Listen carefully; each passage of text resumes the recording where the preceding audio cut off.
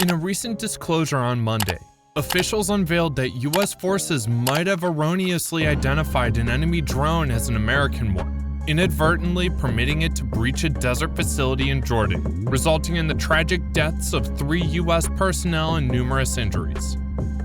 Hey there, welcome to today's video, where we delve into the intense situation of U.S. bombers soaring over Iran's proxy bases in the wake of a harrowing drone strikes on a U.S. base. Details of the Sunday assault emerged during President Joe Biden's delicate diplomatic balancing act, torn between condemning Iran and avoiding an escalation of conflicts.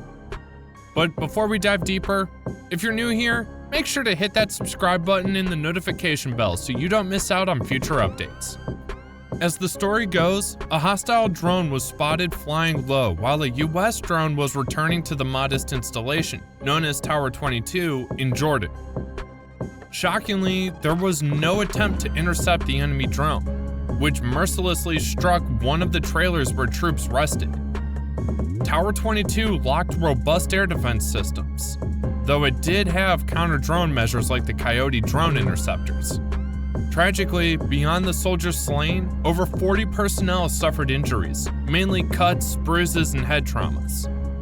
While some were evacuated for medical treatment, others, despite mild traumatic brain injuries, were expected to resume duty. The United States is now facing mounting pressure to respond following the drone strike orchestrated by an Iranian-backed group, claiming the lives of 3 U.S. servicemen in Jordan. During speculations and questions, the Pentagon is still investigating whether the failure to intercept the enemy drone was due to human error. Meanwhile, the White House asserts it's not seeking conflict with Iran, though Biden remains committed to retaliation. The victims of this attack were identified as Sergeant William Jerome Rivers, Specialist Kennedy Leadon Sanders, and Specialist Brianna Alexandria Moffett, all dedicated soldiers from Georgia. This daring attack, attributed to Iranian-based proxies, further complicates an already tense situation in the Middle East. As the Biden administration strives to prevent the Israel-Hamas conflict from spiraling into a broader regional confrontation, tensions continue to escalate.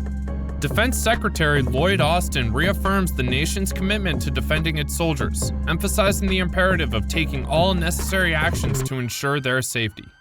The drone attack marks just one among many incidents targeting U.S. forces in the Middle East since the onset of hostilities between Hamas and Israel, underscoring the volatility of the region and the challenges ahead. Nevertheless, Sunday marked a grim milestone as American service members fell in combat for the first time. President Biden pledged to ensure that all responsible parties face justice, emphasizing the need for precision and timing in any response. Despite this, the United States reiterated its reluctance to dive into another conflict in the volatile Middle East. Pentagon spokesperson John Kirby underscored the dwindling patience in Washington after enduring over 2 months of relentless assaults by Iranian proxies in Iraq, Syria, and Jordan, as well as on American naval and commercial vessels in the Red Sea.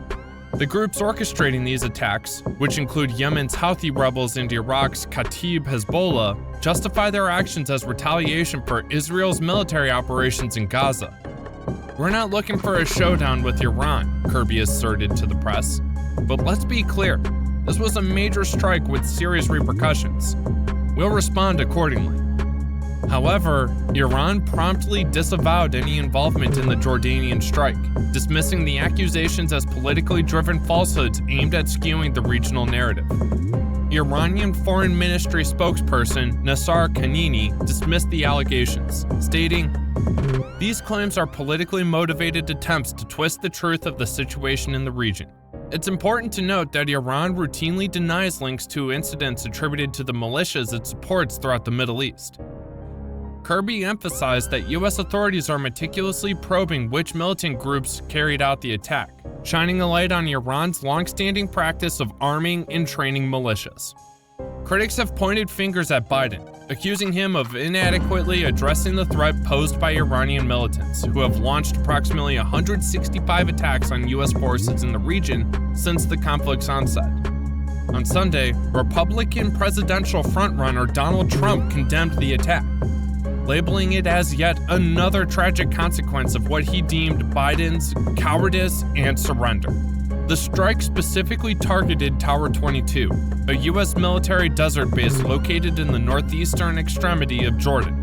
Situated near the demilitarized zone on Jordan's border with Syria, the facility lies adjacent to a sandy berm marking the DMZ. Just 10 kilometers away looms the Iraqi border.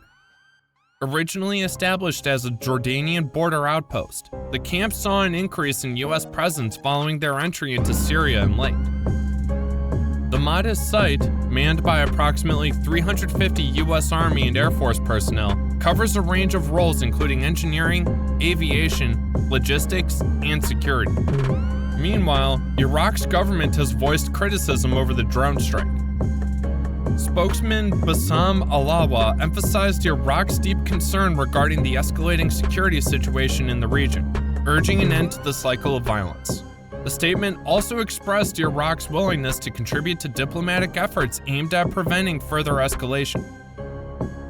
Since the onset of the Israel-Hamas conflict, the Islamic Resistance in Iraq, an umbrella group for Iranian-backed militias, has claimed responsibility for numerous attacks on U.S. military installations in Iraq and Syria. While the group has acknowledged 3 drone assaults near the Jordanian border and 1 with occupied Palestine, it has not yet claimed responsibility for the attack in Jordan. John Bolton, former national security advisor under Trump, criticized Iran for evading accountability for the havoc caused by its proxies in the region. He suggested that the Biden administration could send a powerful message to Tehran by targeting Iranian vessels in the Red Sea, air defenses along the Iraqi border, and bases supporting extremist groups. Bolton emphasized that without imposing costs on Iran, establishing deterrence or curbing belligerence would remain elusive. The strike unfolded during U.S. officials' observations of potential progress in diplomatic efforts. Discussions have been actively underway to negotiate a deal between Israel and Hamas, with the primary objective being the release of over 100 remaining hostages held in Gaza. The proposed agreement hinges on an exchange whereby the release of hostages is traded for an extended ceasefire. While the terms of the argument may not offer an immediate resolution to the ongoing conflict, there is optimism that it could lay the groundwork for a more comprehensive and long-term solution. Qatar's prime minister made a significant announcement on Monday, indicating that senior U.S. and Middle Eastern negotiators have successfully brokered an agreement. This agreement entails delivering a comprehensive framework plan to Hamas, outlining terms for the release of captives and cessation of combat in Gaza. This development marks a crucial step forward in diplomatic efforts to de-escalate tensions and bring about a semblance of peace in the region. The breakthrough in negotiations comes in the wake of intensive discussions held in Paris on Sunday, which brought together officials from the US, Israel, Qatar, and Egypt. These discussions were aimed at facilitating a new round of hostage releases and negotiating a lasting ceasefire in Gaza. The involvement of key regional and international stakeholders underscores the importance and urgency of finding a peaceful resolution to the conflict. As we await further updates on the implementation of the agreement, it's important to stay informed and engaged with developments in the region.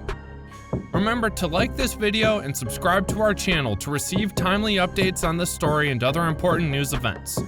Thank you for watching, and we look forward to bringing you more updates soon.